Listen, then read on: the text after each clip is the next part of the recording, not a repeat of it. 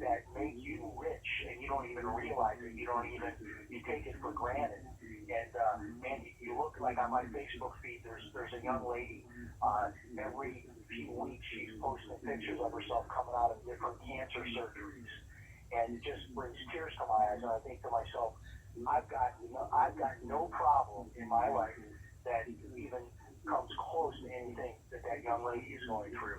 So I think being grateful is step one, just in starting your day and starting your prayers. Absolutely. Gordon in Plant City, Florida is with us. Hey, Gordy.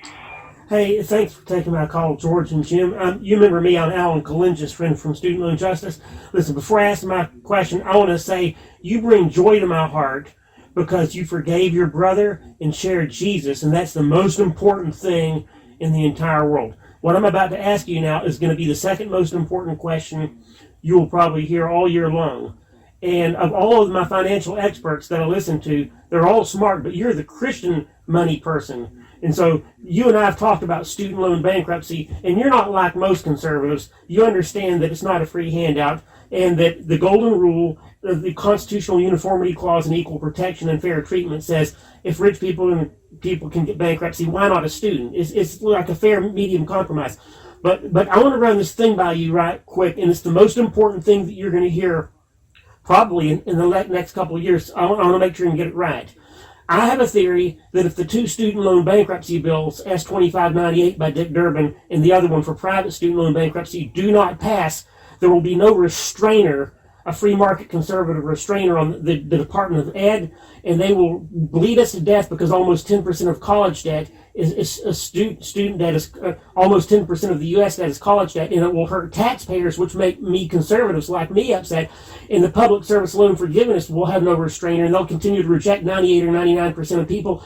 Taxpayers and students will get hurt. There'll be a crash of the dollar. It'll pull the grid down, and our society will devolve, and we'll be the only nation that can't turn out doctors because no one can afford them. Now that's my theory, and you're the most honest person in the financial realm that I have ever met because you're the Christian money person. Now, it's a little bit hard, and it took Alan Kalinj a little bit of time to explain to me, no, bankruptcy is not a free handout, but it's like a self-defense mechanism. A well-armed society, student loan bankruptcy is the economic second amendment. And I want to get your take on this. It's either yes, I agree with you, Gordon, no, I don't agree, or I need a little bit more time to think about it. Now, you're really smart. My theory, and I want... I appreciate that, and I'm going to kind of split the difference and tell you, number one, there's a student loan forgiveness package that has just come out. So a lot of people are going to get $10,000 of student loan forgiveness. I have a video up about that on my website. Some people are getting $20,000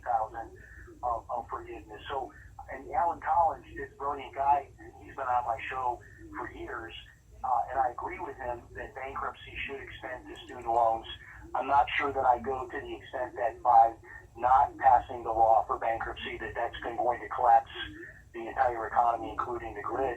But I do agree with his idea of allowing bankruptcy to extend to student loans, because without that policy change, it does cause there to be careless lending, and that has been happening historically. But I think the Solomon-esque solution to this was this bill giving a minimal amount of student loan forgiveness, 10 or 20,000, that will be put in force in October.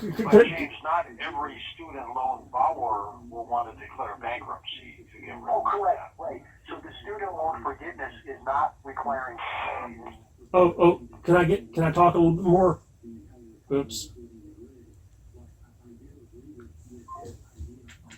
Bankruptcy to extend to student loans, because without that policy change, it does cause there to be careless lending, and that has been happening historically. But I think the Solomon-esque solution to this was this bill giving a minimal amount of student loan forgiveness, 10 or 20,000, that will be put in force in October. But James, not every student loan borrower will want to declare bankruptcy to get rid of that. Correct, right. So the student loan forgiveness is not requiring bankruptcy. This is a new student loan forgiveness that was just passed, right? And it comes into place in October, and you can make up to $125,000 a year as a single taxpayer, or $250,000 as a married taxpayer, and get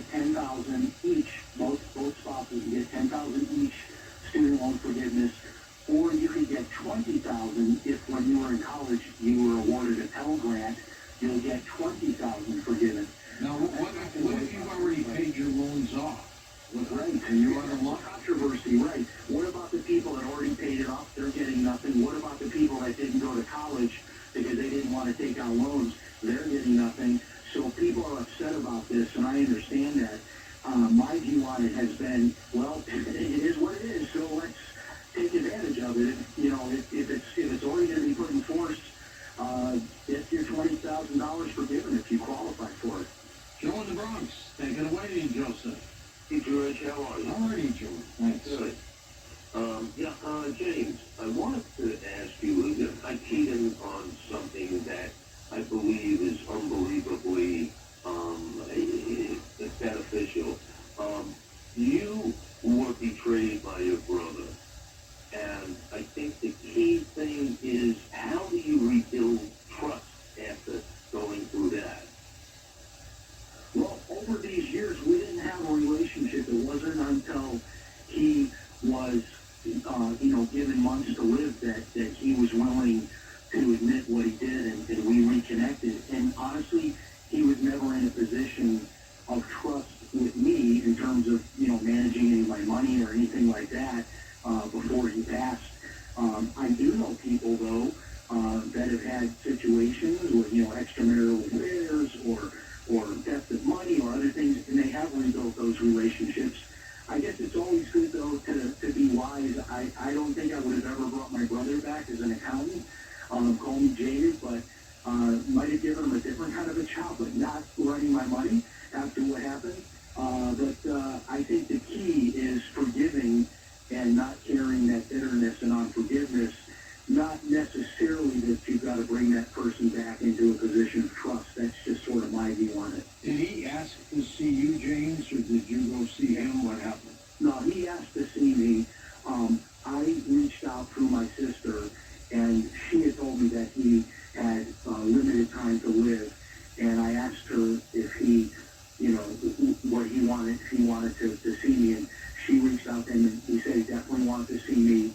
We met at a Denny's restaurant for breakfast, and it was all filmed, and it was all put online, and it had thousands of views. People were crying and sending me emails. It was quite a moment.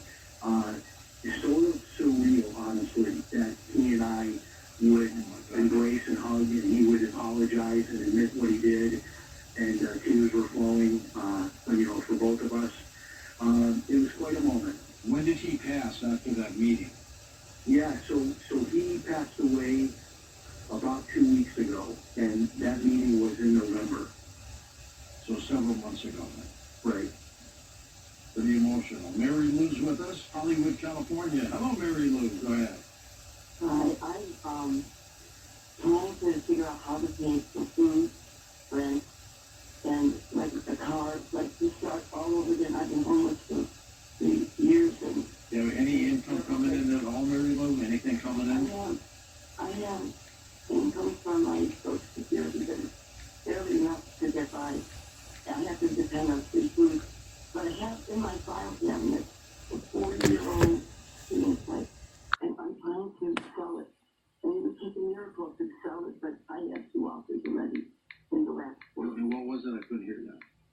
We have 2 offers to buy it. Well, no, what was it? What